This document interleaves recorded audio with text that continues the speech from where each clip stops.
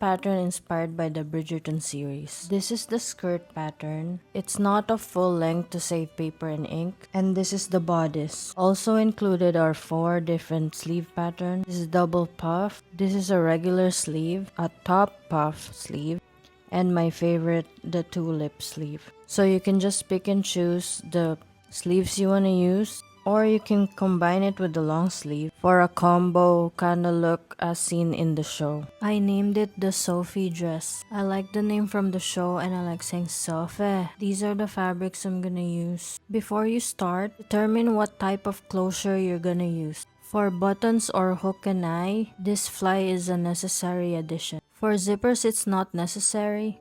You can just zip it from the skirt to the top. For the main fabric of my dress, I'm gonna be layering 2 fabrics. This blue underneath with the sheer silver fabric on top. Then for the bodice and sleeves, I'll add another layer of this silver beaded lace. And for the lining, this thin polyester. And because I want the bodice to be a bit thicker and more structured, I'm adding this thin cotton flannel for that structured look like in the show. This flannel is of a shorter width, so I'm gonna lay out my patterns here first. I'll put this on top of the polyester later so I can cut it all at once. Just make sure you're following the grain lines. I'm marking out the edges so that it'll be easier to cut. Don't forget to mark the important notches. Cutting off the excess, then laying the polyester fabric flat so I can layer it with the flannel. The folded edges should match and your cutting lines should be clear. Then just cut everything out.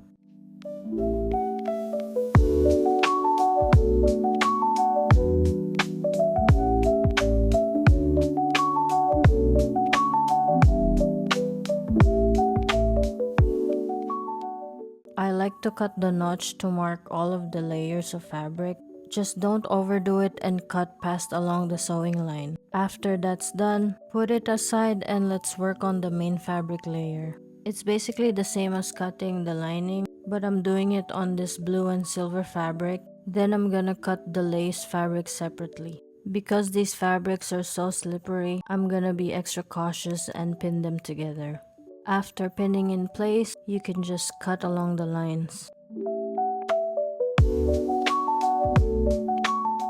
Don't forget to mark the darts on the other side. Now that everything is cut, and because I have layers on my fabric, I'm basting together the layers just like how I'm doing in the video. This is an important step because the darts will be sewn with these 2 fabrics together. So I just did a basting on the middle, then going to the strap, and along the bottom where the darts will be. For the edges, I'm just gonna sew it together. Just need to make sure the edges are perfectly aligned.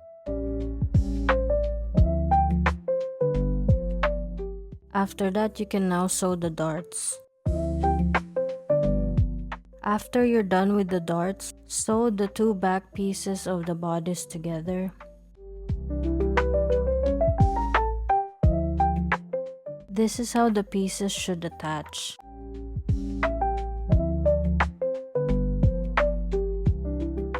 I already attached the lining layer all together, except for the shoulder. I also added top stitching just to open the seams and make the darts flat. And for the main fabric layer, I just iron everything in place. I haven't sewn the side seams yet because I'm adding the beaded lace first. I'm cutting the beaded lace with the whole back bodice already attached. Because I got lazy, this is how I'm sewing the lace together with the fabric. It's kind of danger, so caution if you're gonna do the same thing. Just baste it in place if you don't want danger. I forgot to film how I cut the lace for the front, but it's basically the same as the main and the lining. However, I didn't sew the darts close. Instead, I just pleated the lace where the darts are and kind of ease all of the excess towards that area. After that, just sew the side seams, iron everything flat before sewing it together with the lining layer. Lay both sides facing together, then sew the necklines first. After sewing, make sure to snip the curved seams.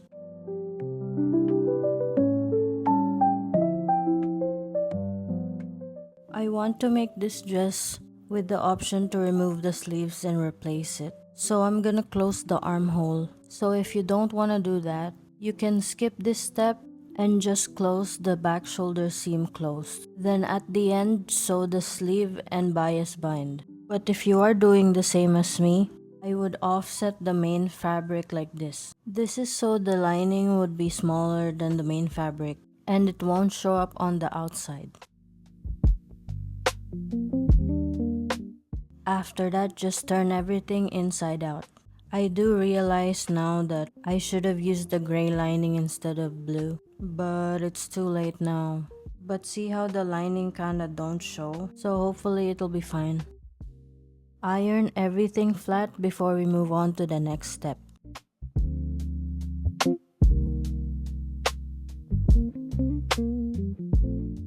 Now that everything is nice and flat, it's time to close the back shoulder seam. But since it's like too tiny to sew by machine, I'm just gonna sew it by hand. But before that, I'm just gonna do a quick fit check. Okay, looks fine.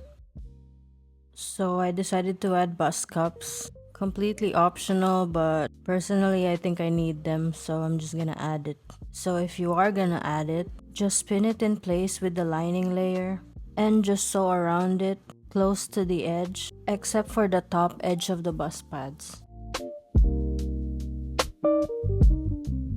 Remove the pins and this is how it should look like. For joining the back shoulder seam, snip the corners but don't go past the sewing allowance. Also snip the inside seam to reduce bulk. Now place the front shoulder to the back like this. Make sure you're only sewing it through the main fabric and not the back lining. Once you reach the end, don't cut off your thread yet, but tuck everything inside and fold the back lining so that you can sew everything shut. Continue sewing until you reach the end. I'm kinda not happy about how lumpy that looks, so I'm just gonna go over the seams again with a pick stitch.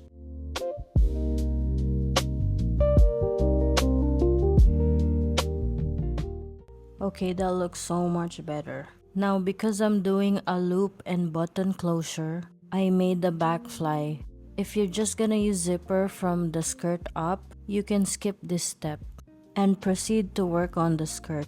I'm sewing the fly on one side of the bodice. This side is where your buttons will be sewn. First, sew it on the main fabric, then turn it inside out and sew it with the lining. This will kind of sandwich the back fly in between.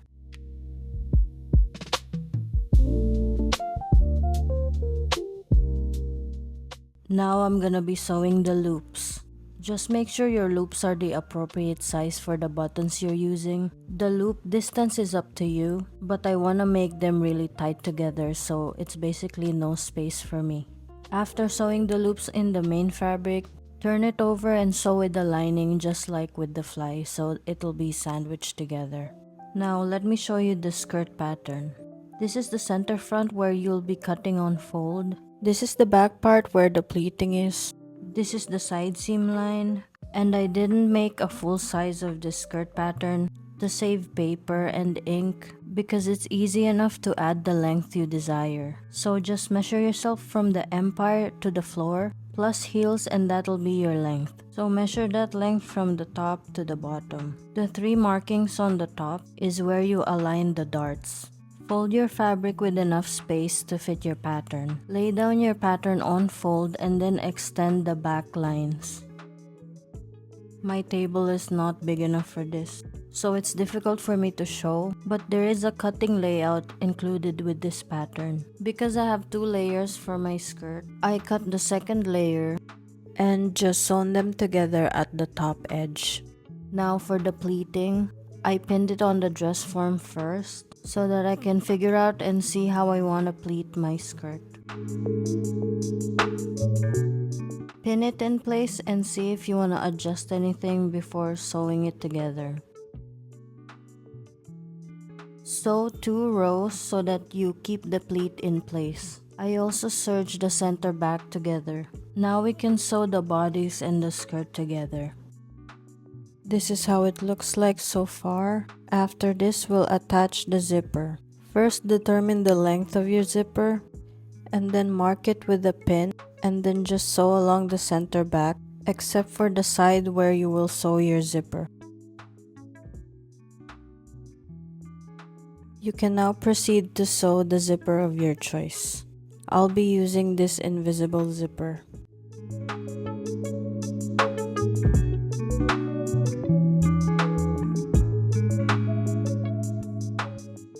Now we can finish everything off with the skirt lining. This layer is cut the same way as the skirt. Right now I'm just spinning it in place starting from the center and just simply sew along this seam. Also sew the lining along the zipper edge so when you turn everything to the right side, it'll keep all the raw edges inside and give you this clean finish.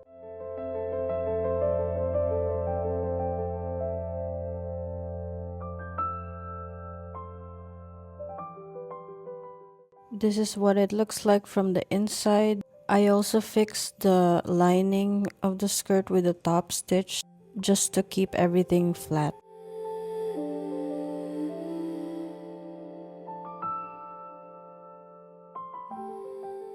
Now it's time to sew the buttons. I'm so glad I found these. It looks like big diamonds. And I better wear diamonds if I want to be the diamond of the season, know what I'm saying?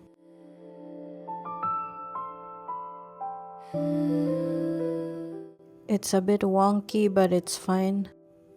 Look at that, it's so nice. I also placed hook and eyes so that it'll be extra sturdy. I don't want no wardrobe malfunction in the ball, you know what I'm saying?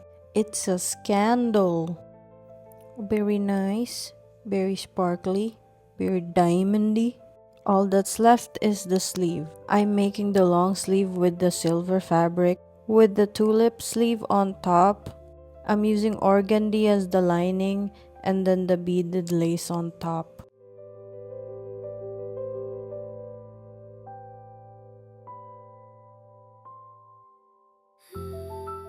After assembling everything, I'm just gonna finish the edge with a bias binding and just position it along the armhole so I can hand sew it in place. I'm not sure, but I think they do this during the Regency era. They make it so that the sleeves is removable so that they can just change the style later on or so that it's easier to clean. Okay, now for the reveal.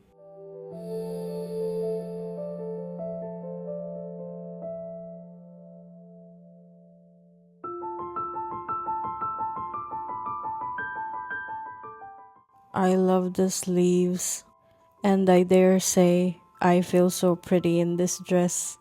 I can still move my arm up like this. It's important if you want to do the stag dance from the show, you know what I'm saying? Okay, now be serious, cause I'm a lady. I can't wait for next season. It's gonna be Francesca, it's confirmed. Now it's time to fulfill my dance cards. Thank you for watching. I hope you enjoyed. Bye bye.